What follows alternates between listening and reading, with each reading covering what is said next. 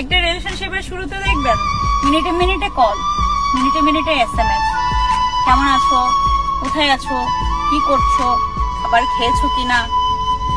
আপনি যখন বলবেন না খাবার খাইনি, তখন সে বলবে দেরিতে খাবার খেলে শরীর অসুস্থ করবে। এমনই এত কেয়ারিং করবে ভাই, আপনার কাছে মনে হবে আপনার লাইফে এমন কেয়ারিং আর কেউ করেনি।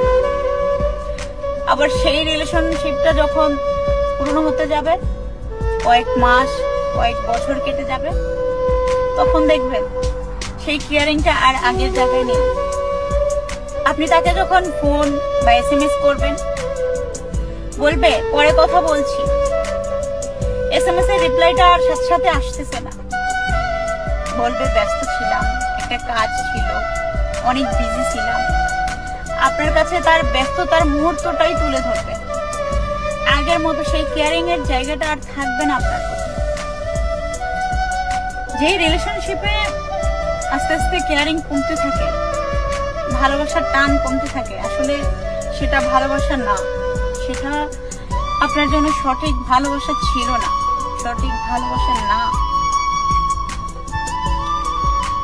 ভালোবাসা হওয়া উচিত এমন, যার সাথে আপনার পুরো লাইফ কেটে গেল, তার প্রতি আপনার কেয়ারিং, টান, ভালোবাসা, আবেগ, ভালোবাসা কোনোটাই কমতি থাকবে না।